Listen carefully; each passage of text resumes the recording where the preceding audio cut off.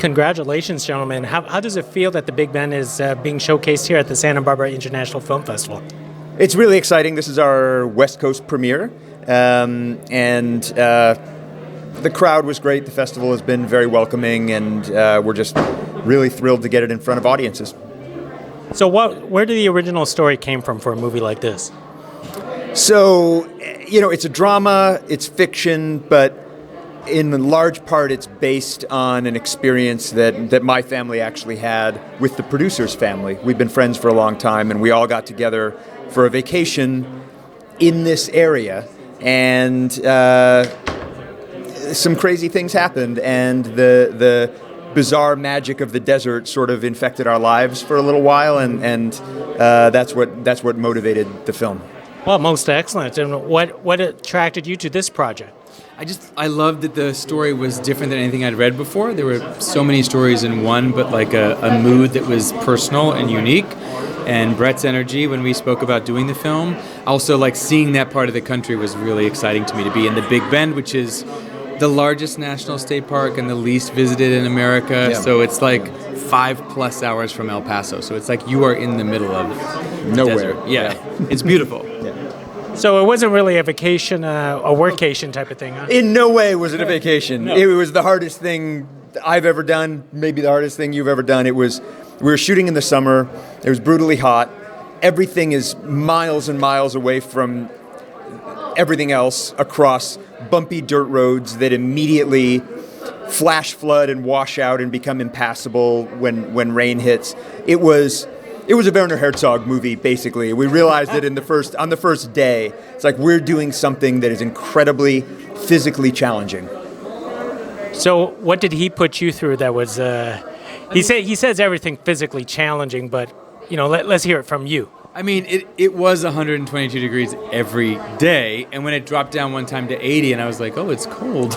And also all the things, snakes and scorpions and cacti. I almost said there's a whole thing, snakes and cacti. No, it was, listen, you go there, you do independent film to have a communal experience and tell a story that you haven't seen told before, and to really extend yourself to a place. I have a beautiful sequence. There's a number of them in the film, but there's one particular sequence out in the middle of a desert on a cliff that it will be one of the best moments I've ever had in my life, filming with him and our DP, Paul Atkins. And it's like, when you see it in the movie and you see what's literally in front of me and what I'm standing above, that's the reason why you want to be an actor. So what was the most challenging thing? I think the most challenging thing was there's no communication. There's no Wi-Fi towers. There's no cell phone towers. There's no Wi-Fi towers. So trying to help each other to communicate was really hard. And when you have problems on any independent film set, rain or anything, you pivot. But it's hard to pivot when you can't communicate. So that was the hardest part. And you like going to this area? He loves it. No, it's a very, very beautiful and magical place. It draws me, and I also, I'm attracted to films that take me somewhere I haven't been before, that take me on a journey, that put me through something.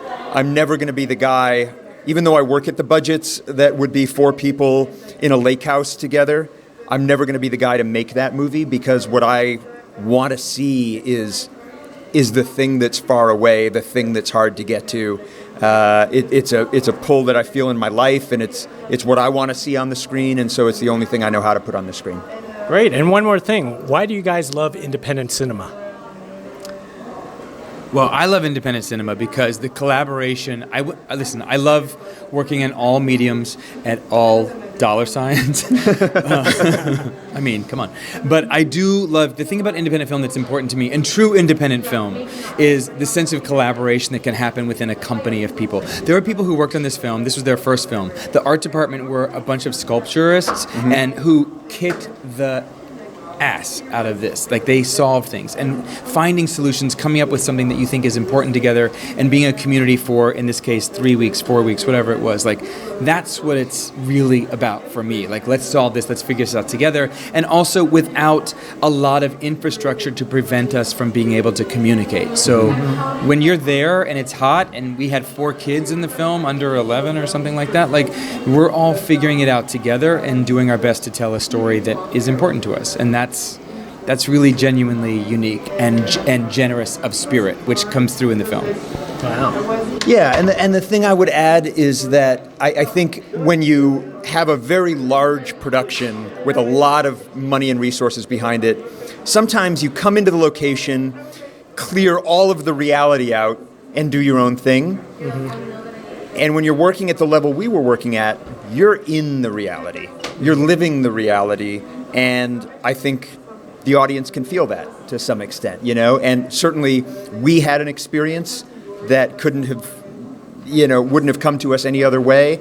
And I think it helps the audience to have that experience too. I think it gives some kind of authenticity and richness and texture to it that it might not otherwise have. Most excellent. And we thought camping was just hard. It's true. It's true. Well, gentlemen, congratulations, and thank you for showcasing your film here at the Santa Barbara International Film Festival. Yeah. Thank you. Thank you so much. Thank you. Thanks.